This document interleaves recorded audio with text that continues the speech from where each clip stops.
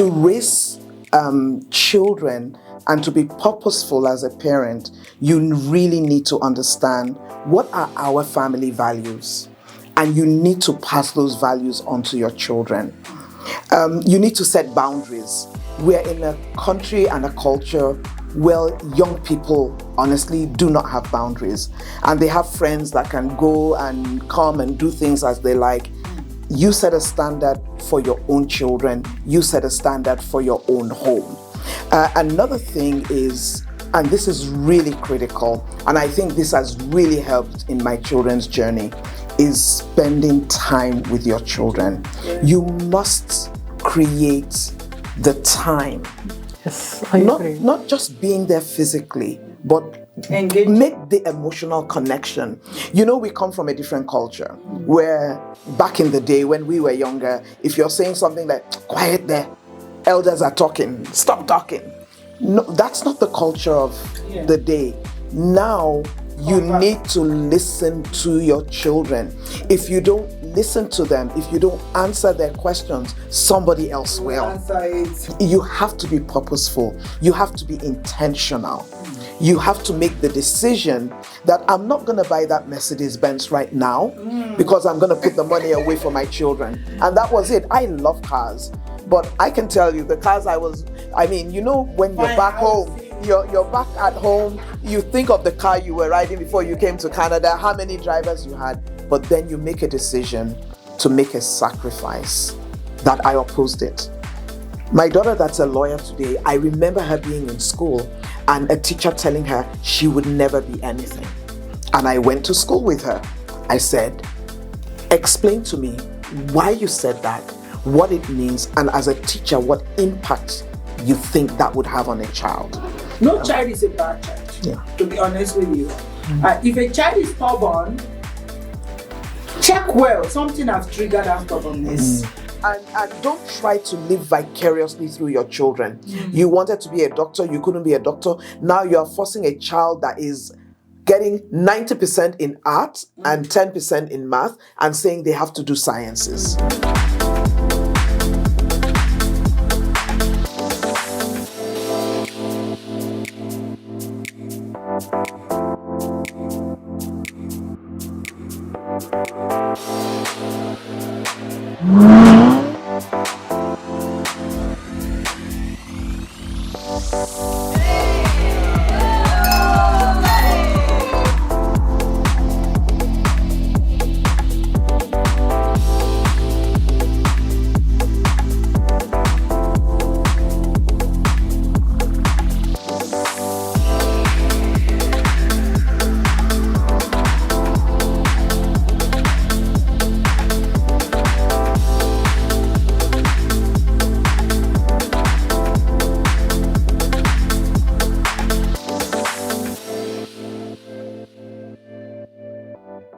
Welcome to the Heroine Show.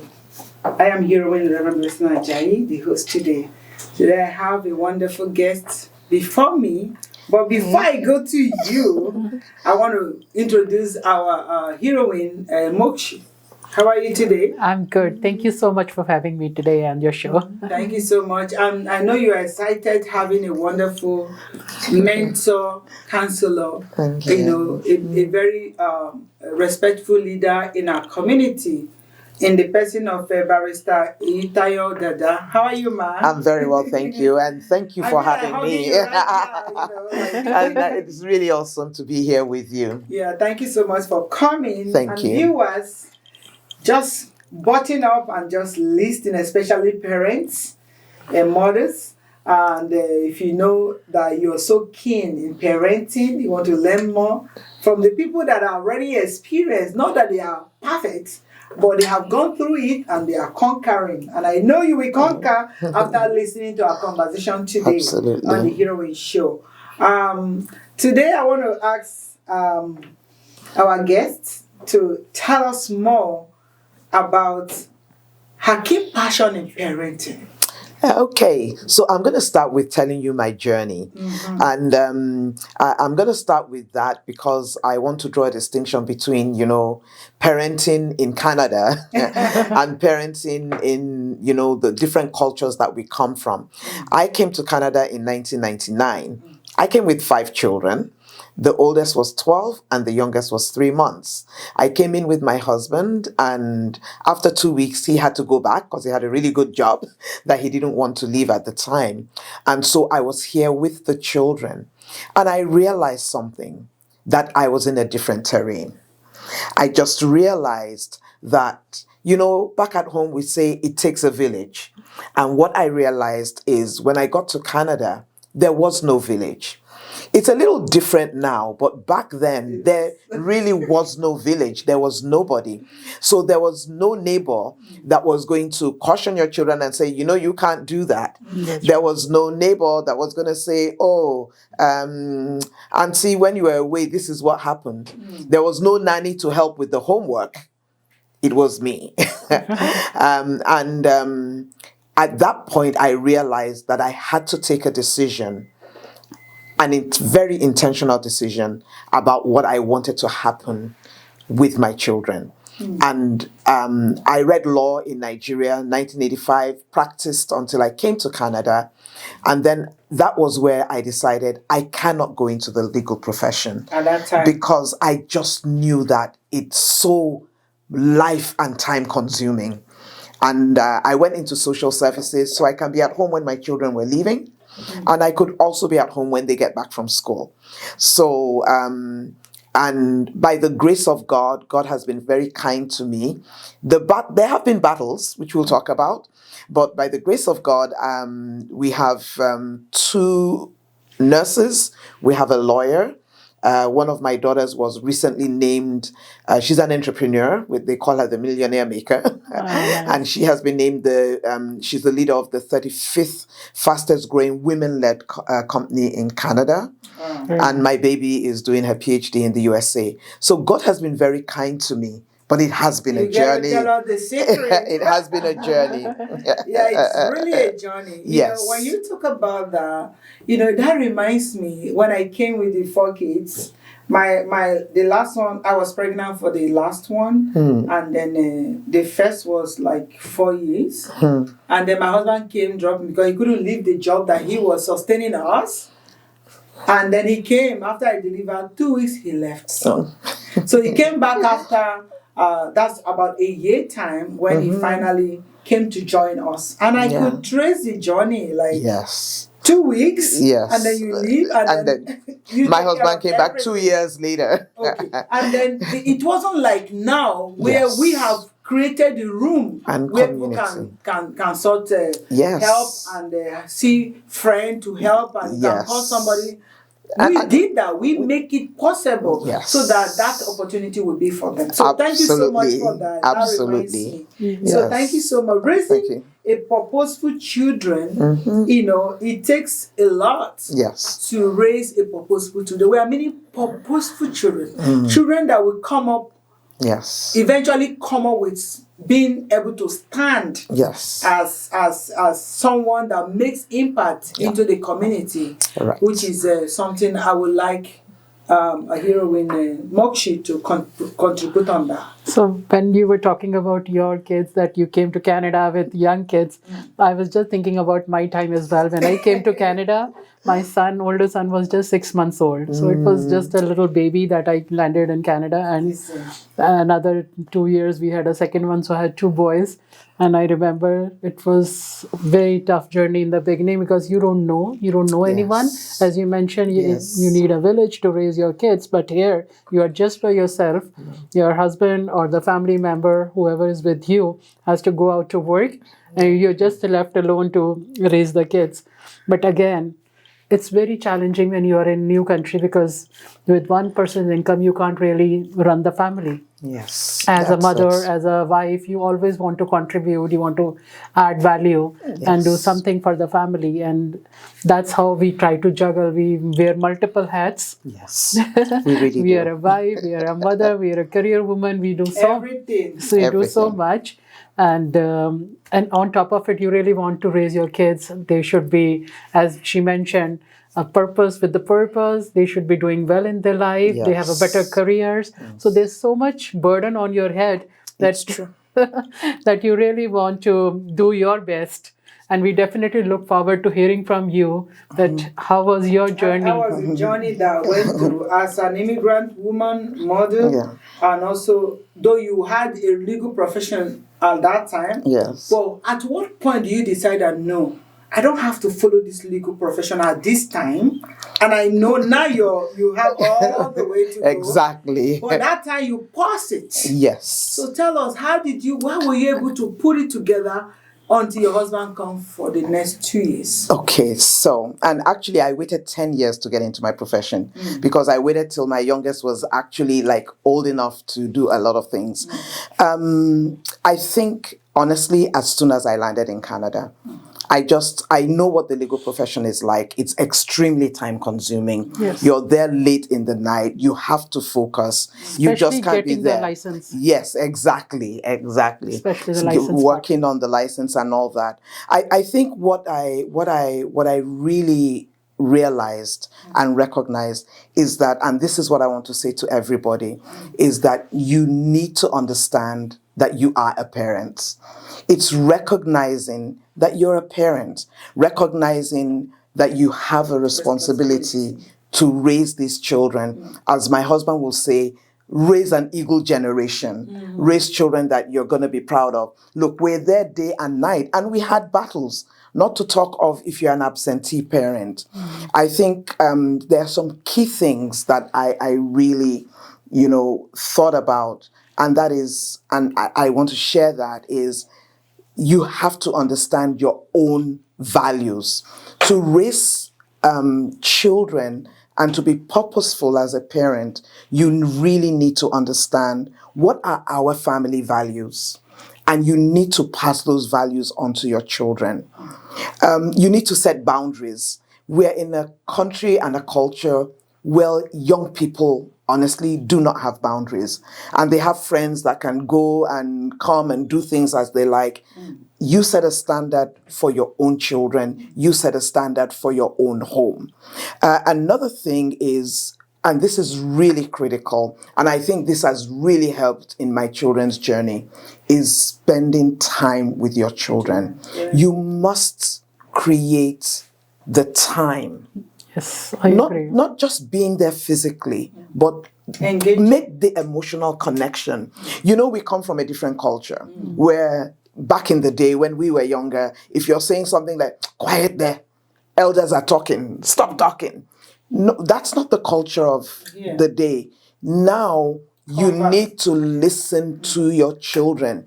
If you don't listen to them, if you don't answer their questions, somebody else will. Answer it. And the answer will not be the answer that you want them to have. True. So I think that emotional connection, putting yourself in a position where your children can talk to you about anything and everything. And also leaving room for mistakes. Of course. Children make mistakes. Like I said, for me, it's been a journey. Yes, for sure. Even being there all the time, there have been very many challenges over my children. But God has been good and given us victory. Yeah. But what I really want to say is, don't throw away the baby with the bathwater.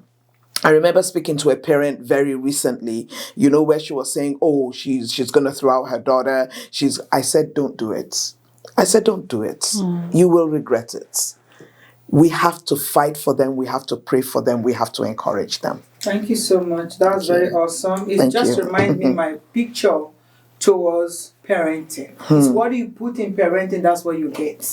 Right? When you put the value your time, definitely you receive the result. Yes. You mentioned about spending time. Yes. And knowing the purpose. Like parenting is like a vision, right? Yes. It's okay, this is what I will do at this time, and this is what I will get. Yes. Just like you walking, not working before. Yeah. And now you can sleep in the office. Exactly. You've got it. You have got it. Eating. And that's the truth. It's making the sacrifice at the right time. The right time. Yeah, and in many ways, even financially, I tell people it's important to leave a legacy for your children, but even financially, not all of my children went to university. None of them took OSAP. Because we had a financial vision. I don't have as much money as some of you that are watching me have, and your children are on OSAP. But we had my husband and I said, this is a gift that our parents gave to us, and if there's anything we're going to give our children, we must give them education. As well as a spiritual wing to fly with. So I love the word that you've put together in this program, calling it purposeful parenting. Yes. Because you have to be purposeful. You have to be intentional. You have to make the decision that I'm not going to buy that Mercedes-Benz right now because I'm going to put the money away for my children. And that was it. I love cars. But I can tell you, the cars when you're back home, you're back at home, you think of the car you were riding before you came to Canada, how many drivers you had, but then you make a decision to make a sacrifice for the children. That's quite true. Talking about you making a choice to know what you have to do at a particular time. Yes. I remember in those days when they told me that, the money you used to pay your children lesson is more or less like you paying a mortgage. But why I did that was I don't want to be guiding my kids in everything that you do. Lesson. I wanted to have full understanding so that they can be able to be independent in dealing with their school work.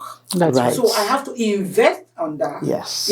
So there are many reasons why we choose to train a purposeful parent. You must make that decision. Yes. And you understand that making that decision, there will be sacrifice. Yes. There will be cost. Yes, absolutely. Highly cost. Yes. And now I believe that your children can take care of you because they will not look back. Amen. By the grace of God. I paid the price, so now you need to give back, right? Yeah. They know naturally they need to give back. So that's very commendable. They appreciate it. They really do. They really do. And the expenses, trying to, handles each other engagement. Yes.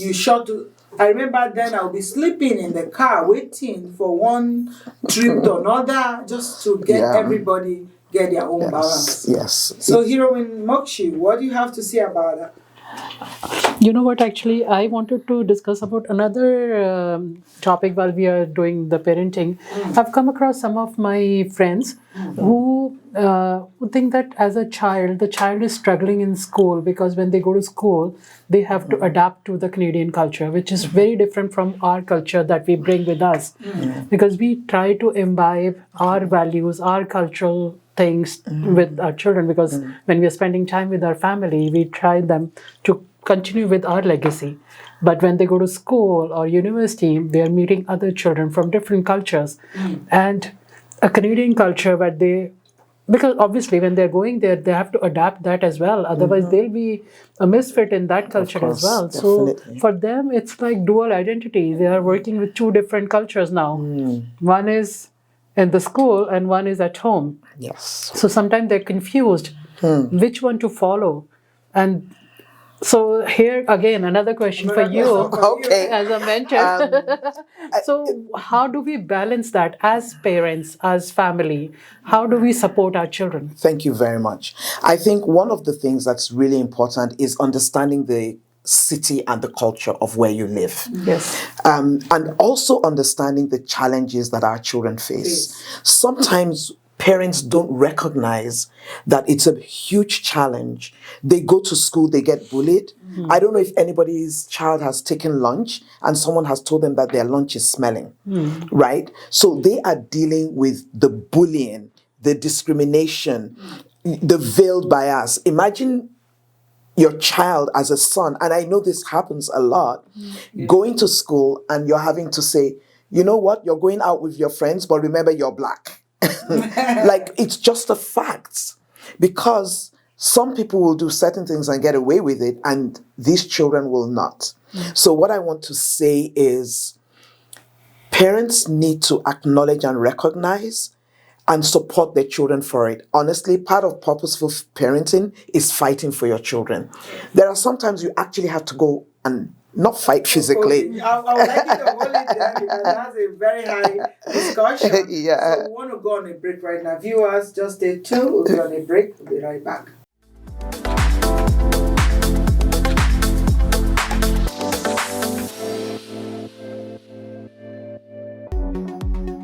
The People's Blessing Show is back and better. Get ready for a whole new season of the People's Blessing Show. Meet real people with real stories and exceptional accomplishments. This is the People's Blessing Show Hall of Fame series. Hall of Fame is a series to honor individuals who have made significant impact in our community. Celebrating A master's degree and make my way in the world. So educating. Not a lot of people know about me and where I came from. So, Join I know Reverend you Blessing have Ajayi series of in the Royal Room organization as she shines the spotlight on icons who have inspired our community to do better. This season promises to be inspiring, informative, and entertaining. Showing on the Black Community Canada Television every Sunday. Connect with us on socials at People's Blessing Show.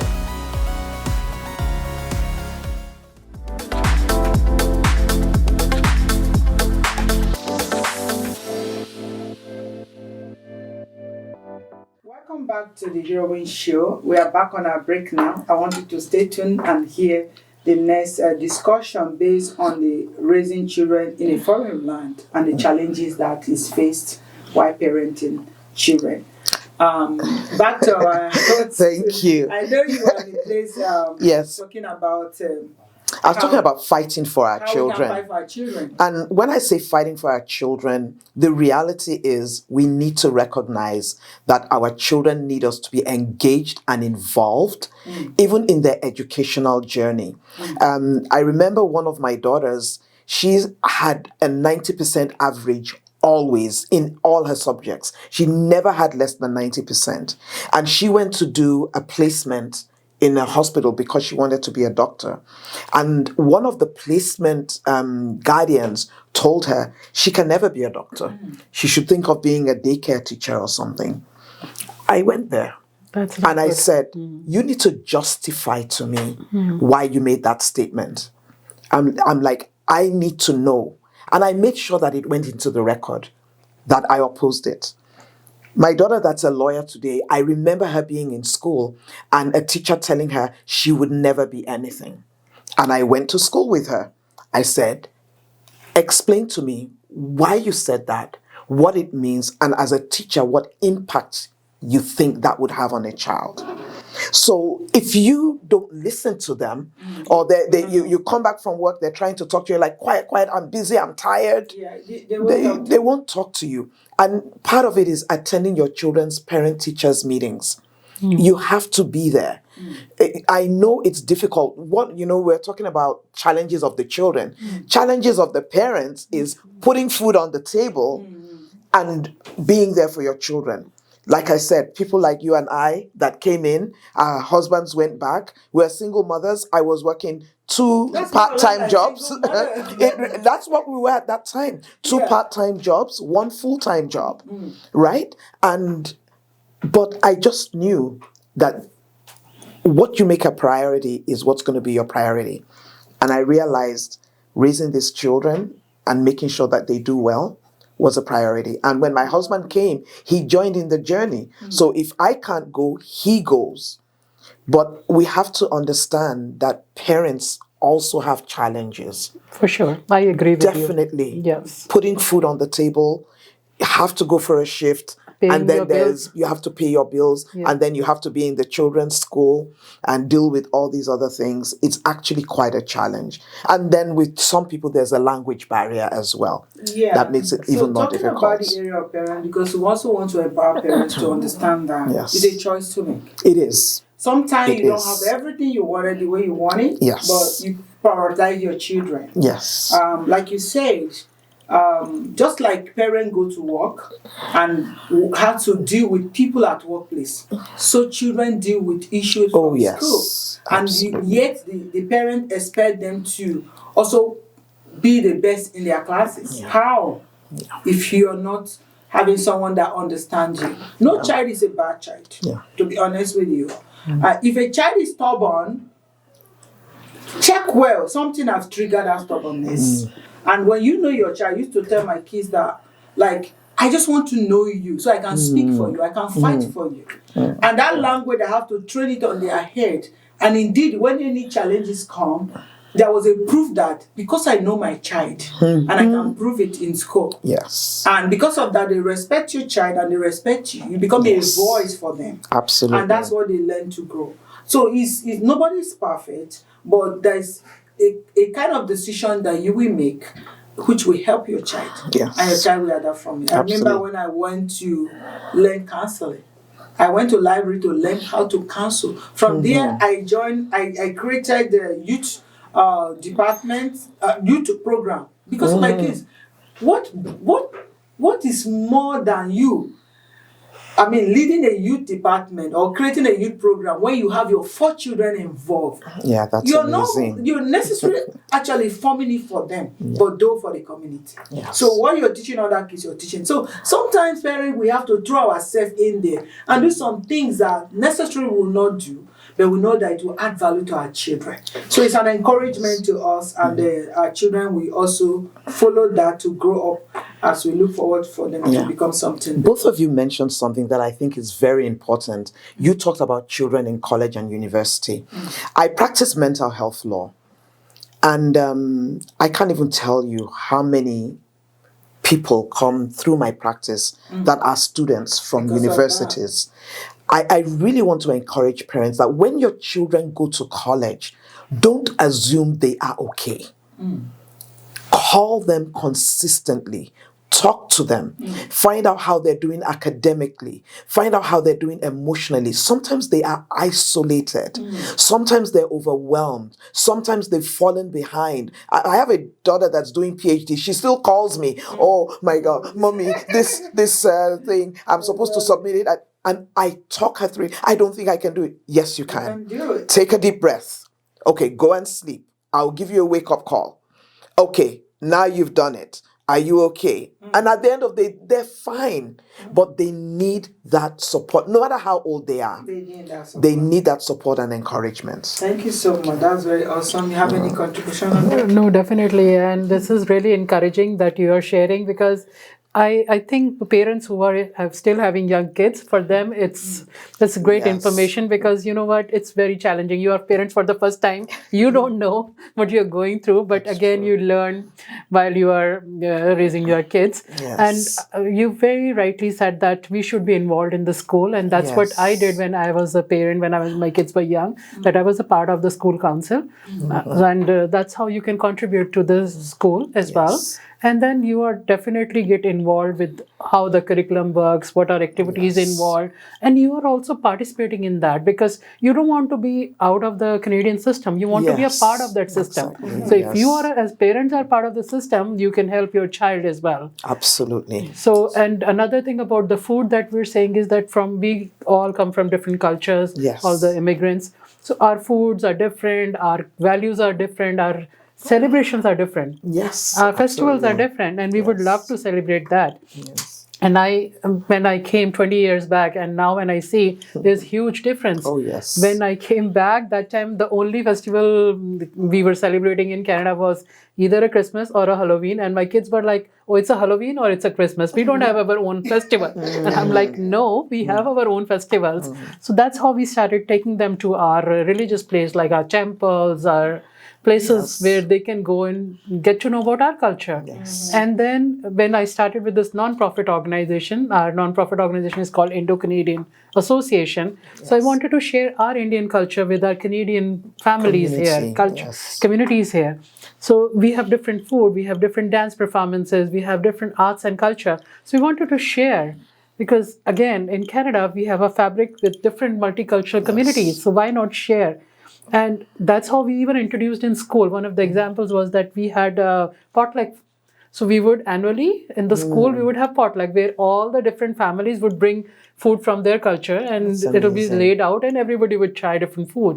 So this was Yes. another thing which was so nice. Yeah. So that's how you have to get involved. Yes, you have to be Teaching Dada engaged. values and culture. That Yes. brings me, I want to just to highlight a little more on how to, identify balanced love and structure and discipline. Yes. Discipline. I remember when my kids, you have to build their confidence. Yes. You don't, anybody, like a child that comes from different background facing the whole of Challenges, different challenges yes. in the school. So one thing, you have to build their confidence and don't be afraid. And I will tell you, so you know what? Don't look for trouble, but if anybody look for your trouble, you know what to do. Don't be a weakling, right? You have to stand by yourself and make sure, let the teacher know what happened, but you must stand for yourself. Yes. So with that, they come out and bring that report to me, and I give them, so they are confident. Yes. The discipline in the school is very important because everything starts from the background you give to them, right? Before they grow up. So tell us about how you do that. Actually, I'll connect it to what my sister here has said, which is your family culture. There's a family culture, and it comes with us as parents recognizing who we are. Children don't do what you tell them to do. They do what you do. Yes. So it's not a function of do what I say and then you're doing something else. You have to be a mentor for your children. You actually have to be the example that they must follow. You have to be a role model. Yes. So if you are not ethical, if you don't have integrity, how do you think you're going to raise children with integrity? And I also think, honestly, I do a lot of work around families. Protecting the family is also critical because family values are what you pass on. And it's very difficult. We that did it for a temporary period, we know how hard it was to be a single parent. It's very challenging. We have a culture where people say, oh, it's easy, it doesn't matter. It does. It does. So building confidence in our children is extremely important. I mean, I've had children that have said, I can't do this, I don't know maths, I don't know this. And you tell them, you know what? You can do it. You can do it. But I'm going to flip it a little bit. We have a culture where everybody thinks everyone has to be a doctor or an engineer or an accountant. Or a lawyer. The world has changed. The world has changed. There are so many things people can do to become millionaires. That is not white collar. As a matter of fact, you know what? White collar, I can't say collar is getting old fashioned, but there are so many, many different ways a child can go and still make it in life without being a lawyer or a doctor or an engineer. So that's a bit of our culture that I think we need to give way. And don't try to live vicariously through your children. You wanted to be a doctor, you couldn't be a doctor. Now you're forcing a child that is getting 90% in art and 10% in math and saying they have to do sciences. They're not going to succeed. So it's very important for us to recognize that. That's actually true. That reminds me, I know the impactful moments, critical moments that you have to look and say, you know what, this is it. Not that I didn't try, but this is how we can work it through. If you can share any experience in that manner, that'll be okay. I've had many impactful moments, but I'm going to summarize my impactful moments in what I learned.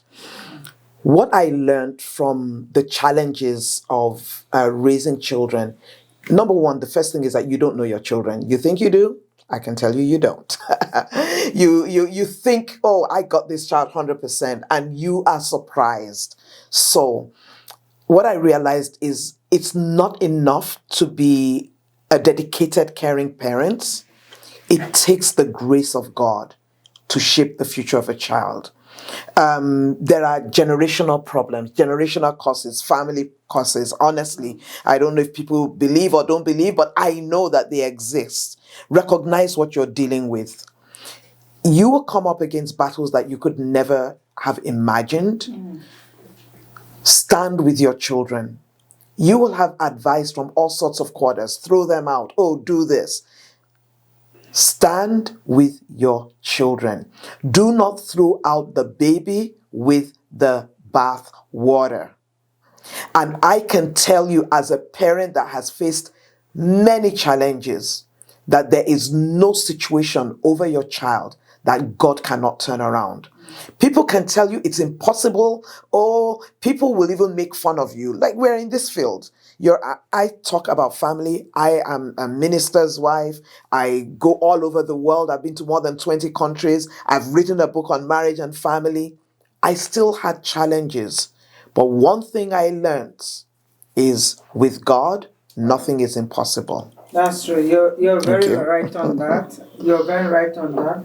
So so most children that seems as if they are not good enough could be the best out of it. Absolutely. If you able to discover what is beautiful about them. Absolutely. So it's always good that someone will say, no, this one is bad. Yeah, I will always say that the spirit is the one that is bad, not the child, because God created everyone beautiful and perfect for His will. Yes. Right. So thank you so much. You have something to say about that, Heroine Mokchi? No, I really completely agree with her. A lot of great information that you've shared with us. And as you rightly said, that for our children, we can definitely encourage them to follow their passion.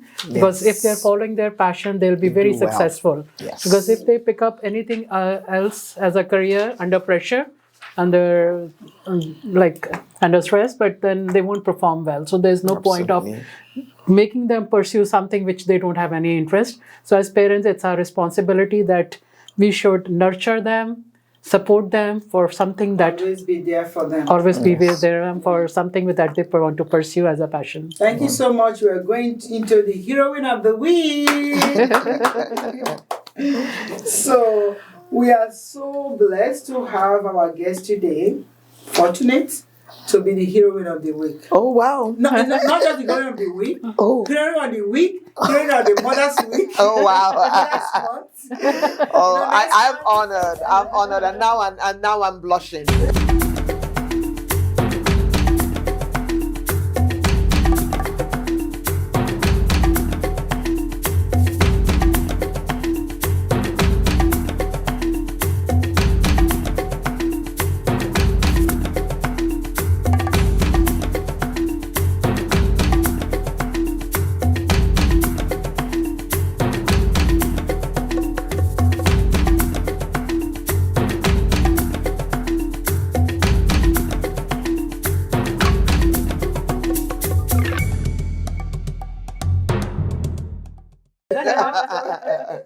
You have to. So, our guest, Barrister Eyitayo Dada, is an epitomized excellent across a diverse spectrum of role and achievement.